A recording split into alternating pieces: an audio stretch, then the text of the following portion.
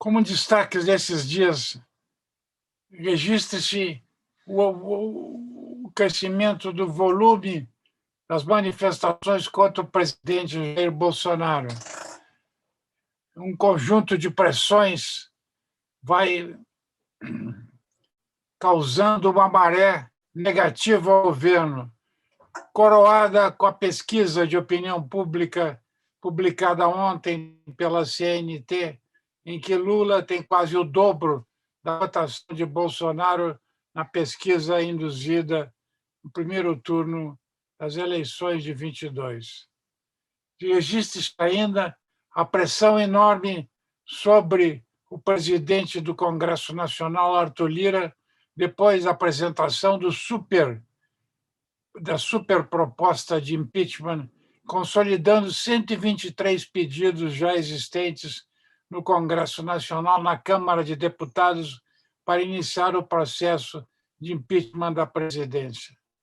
Sem dúvida, uma pressão que não significa necessariamente que esses processos resultarão numa abertura de um procedimento de cassação do mandato, mas sim, para a opinião pública, significa martelar sobre uma questão que diariamente vem sendo explicitada, desde os malfeitos no Ministério da Saúde até a possível e futura declaração da ex-cunhada do presidente sobre o pagamento ao seu irmão, sobre o pagamento que era requerido do seu irmão, então assessor do deputado federal Jair Bolsonaro, sobre a rachadinha, havendo a possibilidade, inclusive, de que a rachadinha dê motivo à abertura de uma CPI específica sobre o tema. Vejamos nos próximos dias como vão acontecer essas pressões. No caso do Ministério da Saúde, é evidente que fica claro agora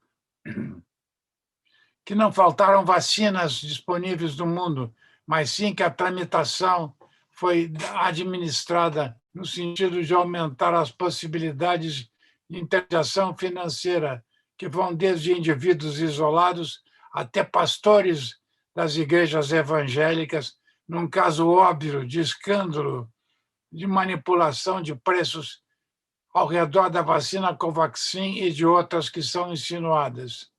São fatos bastante graves que indicam o verdadeiro crime que é a não administração de vacinas para todo o povo brasileiro, não pela sua inexistência no mercado, como dizemos, mas sim pela manipulação de prazos e preços, aumentando a possibilidade de intervenção de intermediários entre o Ministério da Saúde e as empresas internacionais que produzem os insumos para a vacinação.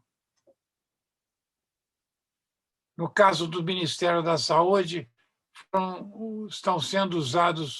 foram designados cerca de 2,1 bilhão de reais para a compra de vacinas recurso pertencente ao contestado orçamento secreto,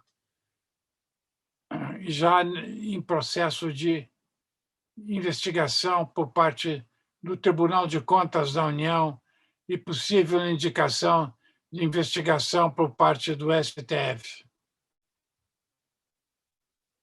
Execução de gastos sem identificação dos parlamentares que destinam essas verbas. Esse é o caso principal que cerca a existência desse orçamento secreto, sem dúvida, uma ilegalidade aceita no momento. A reforma tributária. O governo apresentou o projeto de reforma tributária, um primeiro projeto de reforma tributária que taxa, entre outras coisas, lucros e dividendos em 20% para os possuidores de investimentos e de rendimentos nas pequenas e médias empresas. A pressão tem sido grande para que esse teto seja rebaixado ou mesmo seja extinguido. A Frente Parlamentar pelo Brasil Competitivo, que une 200 parlamentares, já se manifestou contra a reforma tributária proposta em primeira fase pelo governo.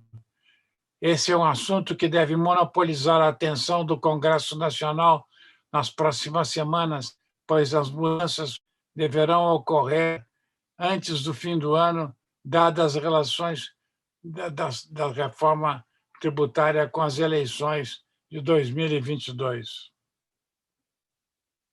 A política de meio ambiente continua a mesma, ou seja, a inação do governo frente ao recorde de queimadas no Cerrado e na Amazônia no mês de maio e junho deste ano. Os índices de maio são os maiores desde o mesmo mês em 2007. Portanto, desde 2007, é a primeira vez que os índices ultrapassam os números indicados pela série a partir deste ano.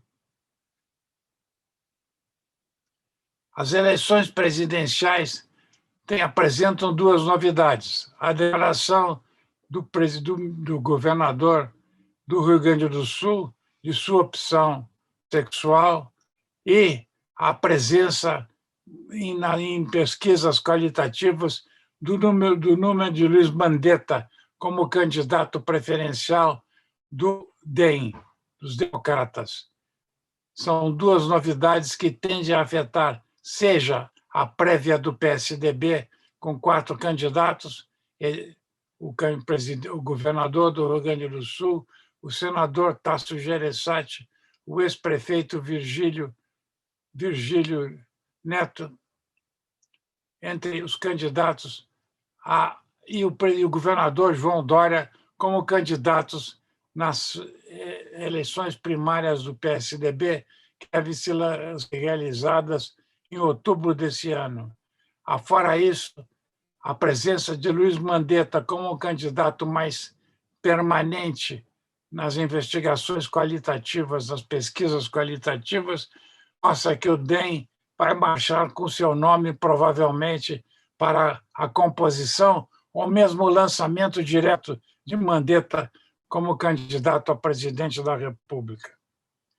A crise energética. A crise energética assume caráter cada vez mais dramático, inclusive mostrando pela imprensa, fundamentalmente, o rebaixamento dos lagos do complexo de Furnas, em Minas Gerais, que já atestam a existência de uma crise, não a possibilidade, mas a efetiva existência de uma crise. Ressalta-se que, nesse contexto, aumenta os investimentos em empresas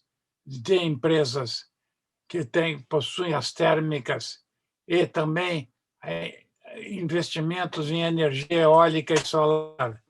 Se prevê, em 2025, que esse contingente de eólica e solar componha como 17% da matriz energética do Estado.